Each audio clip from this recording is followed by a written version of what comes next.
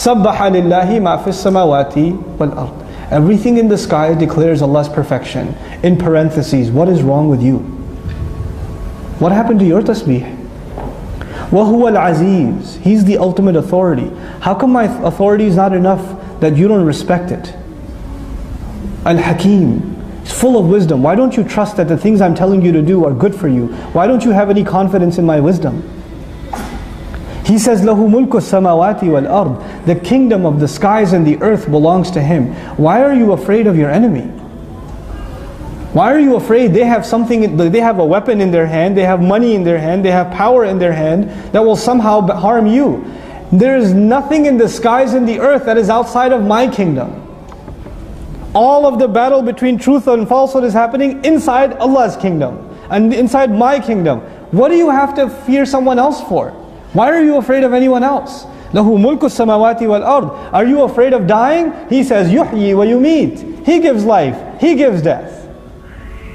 Why are you worried about life and death? He will give and He will take, because it's not yours to keep. We call it my life. I want to live my life. Who says it's yours? Where'd you get mine from? People say my hand hurts. Is your hand? Wait, how much you pay for it? Where'd you get it from? Amazon?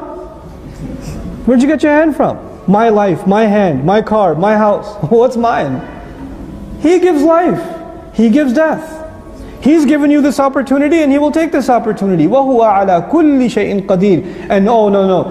He wouldn't do that. No, He can do anything. He's in control of all things. وَهُوَ عَلَى كُلِّ شَيْءٍ قَدِيرٍ.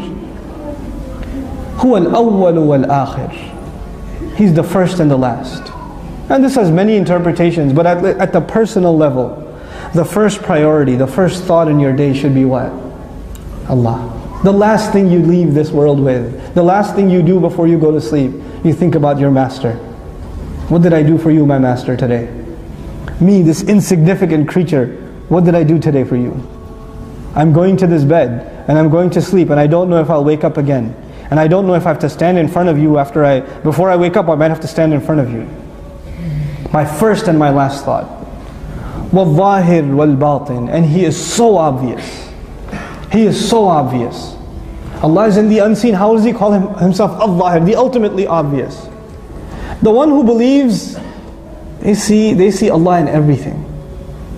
They see Allah in the sunshine, Allah's work. They see Allah in His work. They see Allah in His creation. They see Allah in His planning. Well, He's Zahir, He's always.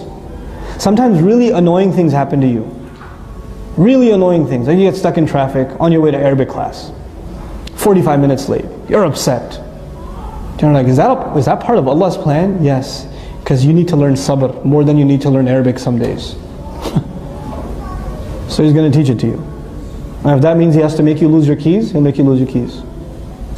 It's part of His plan. Because He's helping you control your temper. He's helping you learn to rely on Him. Sometimes He'll make you pass a test, sometimes He'll make you fail a test. So you learn to understand where success and failure comes from. And He's ultimately hidden. You'll think everything is happening around you. You don't see Allah. He's the ultimately hidden. He's the universe's best kept secret. Allah Azza wa Jal. And at the same time His work is the most obvious, makes Him the most obvious. وَهُوَ بِكُلِّ شَيْءٍ عَلِيمٍ. And He knows all things. There's nothing. Just because you don't see Allah doesn't mean He doesn't know what's going on. وَهُوَ بِكُلِّ شَيْءٍ عَلِيمٍ. هُوَ الَّذِي خَلَقَ السَّمَاوَاتِ وَالْأَرْضِ فِي سِتَّةِ أَيَّامٍ ثُمَّ اسْتَوَى عَلَى الْعَرْشِ. He created the skies and the earth in 6 days, a display of His power. Then He rose upon Al-Arsh, the throne. The Arsh is described in Arabic literature for the throne of a king. When Allah describes that He's on the throne, that makes Him the king, that makes us His subjects. It's supposed to, the more you describe the greatness of Allah, the more it should insert in me humility. It should instill humility inside me. Al-Arsh, يَعْلَمُ مَا يَلِجُ فِي الْأَرْضِ. And His Arsh is where? Up, so high, above 7 heavens. Above 7 heavens. And in the very next ayah He says He knows what goes into the earth. Very next kalam. That's the lowest you can be, al-ard. This is why this world is called al-hayatud dunya, the lowest life. He from His highest throne knows what is going into the lowest place, the earth. وَمَا يَخْرُجُ مِنْهَا, and what comes out of it. وَمَا يَنْزِلُ مِنَ السَّمَاءِ, and what comes down from the sky He knows. وَمَا يَعْرُجُ فِيهَا, and what rises up to the sky He knows. وَهُوَ مَعَكُمْ أَيْنَمَا كُنْتُمْ, He is with you. هُوَ مَعَكُمْ, He is with you. أَيْنَمَا كُنْتُمْ, wherever you may find yourselves. Wherever you may be, you are not alone. He's with you. هُوَ مَعَكُمْ أَيْنَمَا كُنْتُمْ, His ma'iyah, His company is there. He's watching. He's protecting. He's observing. He's testing constantly. I'm never alone. I'm not alone in a hotel room. I'm not alone on campus. I'm not alone in the car. I'm not alone. We're never alone. You know? These people that want to look for alien life in the universe, are we alone in the universe? We have the answer. We're not alone. We're never alone. We were never alone. And actually we ourselves are aliens. We were sent on this earth. We're not from this earth. So if you're looking for alien life, look at each other.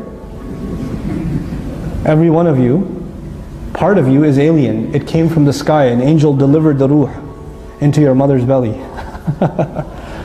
Right? We're not from this world. Well, part of us is. Part of us grew from the earth. And even that started with our father, Adam alayhi salam, who was himself sent down from Jannah. He was himself sent down from Jannah. He knows what goes into the earth. He knows what will come out of the earth.